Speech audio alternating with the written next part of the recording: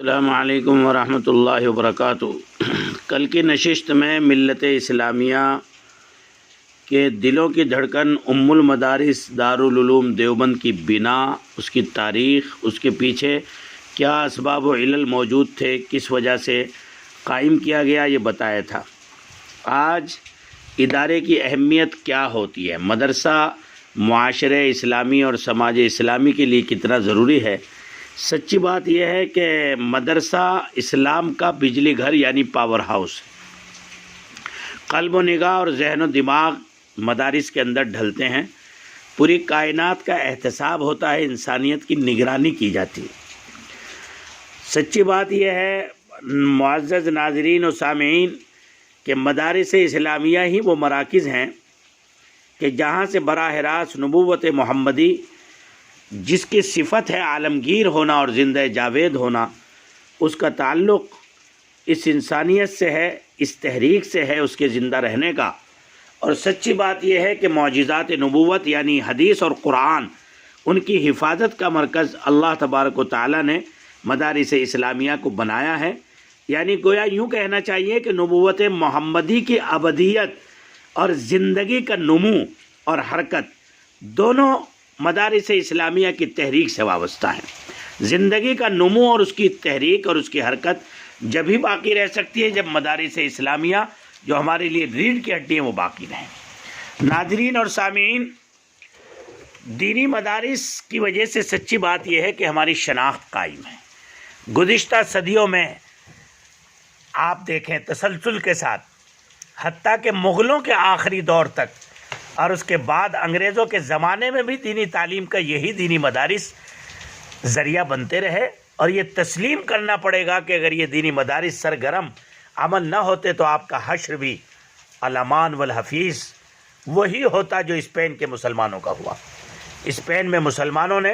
800 سال تک حکومت کی، مگر جب وہاں عیسائی غالب آ گئے تو مسلمانوں کا نام و نشان مٹ گیا، اور ایک مسلمان بھی اس خطے میں باقی نہیں رہا۔ یہ دینی مدارس ہی ہیں جن کے ذریعے ہر دور میں آپ کی شناخت قائم رہی، ہم سب کی شناخت قائم رہی۔ اگر یہ بھی نہ ہوتے تو بر صغیر کے مسلمان، سچی بات یہ ہے کہ اب تک اپنا اسلامی اور ایمانی وجود کھو بیٹھتے اور ان کا وجود جو ہے بالکل ختم ہو چکا ہوتا۔ اس لیے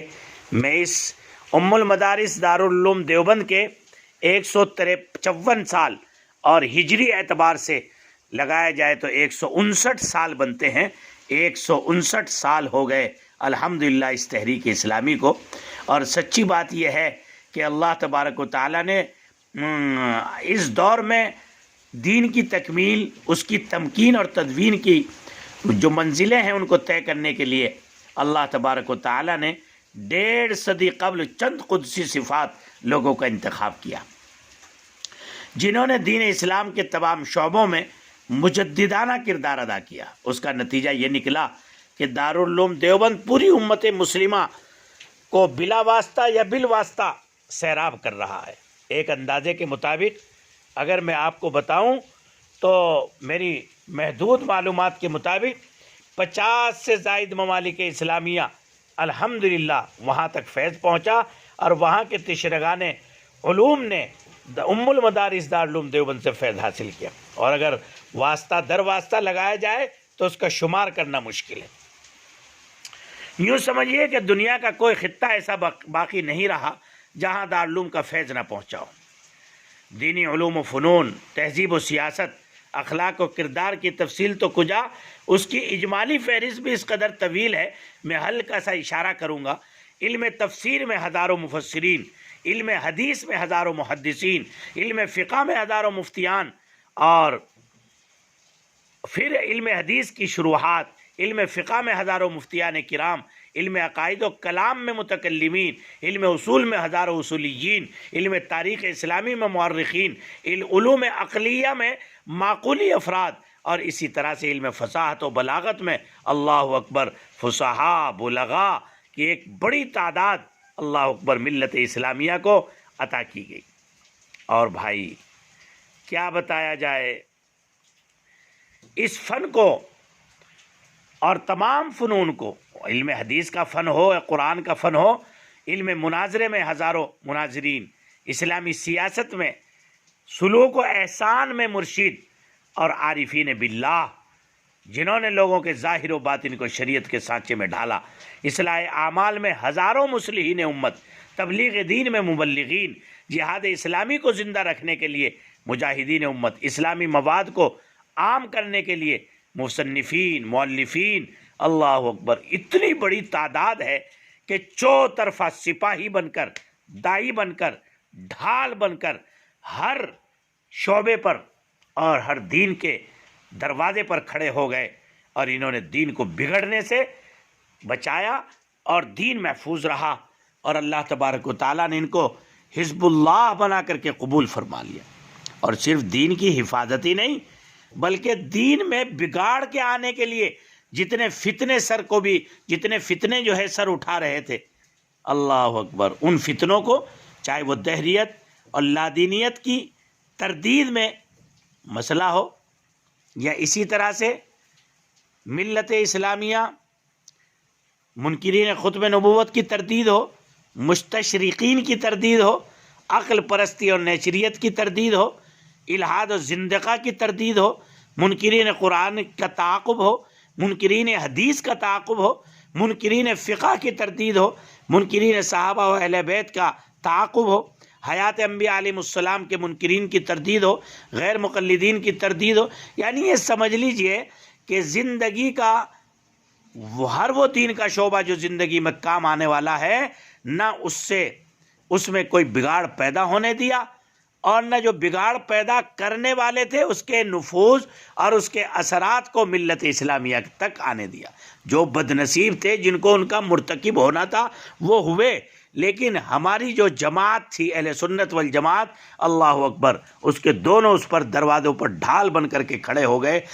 اٹھنے والے فتنوں کا بھی تعاقب کیا، ان کو پنپنے نہیں دیا، اور ہمارا جو اثاثہ تھا اور سرمایہ تھا ملت کا، اس کو بھی محفوظ رکھا۔ بدعات اور غیر اسلامی رسومات کی تردید میں ایسی ایسی کتابیں لکھی گئی، اللہ اکبر۔ دارالعلوم دیوبند، بس یاد رکھیے، یہ مختصر کر کے کہتا ہوں، بیک وقت دینی علوم کی اشاعت کا مرکز بھی ہے، تزکیہ باطن کا فریضہ بھی انجام دے رہا ہے، اور اس کی ہمہ جہتی میں علمی درسگاہ، عملی تربیت گاہ، اخلاقی خانقاہ اور آمدی ادبی آماجگاہ بھی شامل ہیں۔ یہ یوم تاسیس جو 31 مئی گزرا ہے، ابھی 4 دن پہلے، میں تمام برادران قاسمیت کو دعوت دیتا ہوں کہ ہم تجدید عہد کریں اور یاد کریں اور اس سبق کو دوبارہ دہرائیں۔ دیوبند ہماری علمی و عملی شناخت ہے، ہم اسی نسبت پر قائم ہیں، آئندہ قائم رہیں گے، اور اسی پر ہم اللہ کا شکر ادا کرتے ہیں۔ یہ ہمارے لیے قابل فخر عالی نسبت ہے۔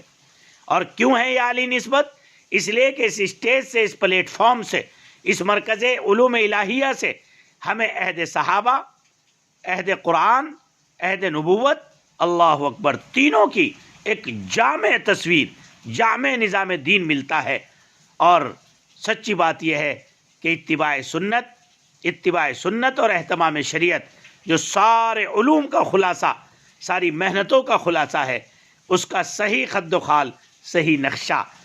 اور صحیح اگر ہمارے پاس اس کی تعبیر پہنچی ہے تو وہ اس پلیٹ فارم سے پہنچی ہے۔ اس لیے ہم اپنے آپ کو دیوبندی کہلانے میں قلبی راحت و مسرت محسوس کرتے ہیں، اور اس عالی نسبت سے ہمیں نہ تو فرقہ واریت کی بو آتی ہے،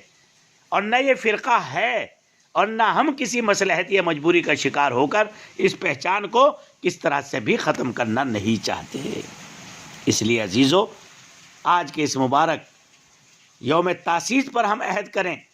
کہ قاسمی برادران جہاں رہیں گے وہاں منارہ نور بن کر رہیں گے، منارہ ہدایت بن کر رہیں گے، مشعل راہ ہدایت بن کر رہیں گے، اور اس سسکتی کراہتی ملت اسلامیہ کو ہر محاذ پر سنبھالنے کا کام کریں گے۔ آج ہم یہ عہد کریں، تمام برادران قاسمیت اور ابنائے قدیم دارالعلوم کے یہ عہد کریں کہ انشاءاللہ ہم دنیا اور مادیت کے سامنے نہ جھکیں گے، نہ بکیں گے، نہ کسی فتنے کا شکار ہوں گے۔ ہم جہاں رہیں گے نبوت کا درد لے کر اس سسکتی کراہتی انسانیت کے لیے صحیح عقائد، صحیح اعمال و معمولات اور صحیح منہج سنت و شریعت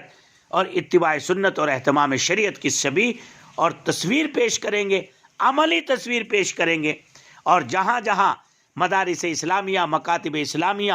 اور اس قاسمیت کے فیضان کے بورڈ لگائے جائیں اور بورڈ لگے ہوئے ہوں، وہاں ہم سر فخر کے ساتھ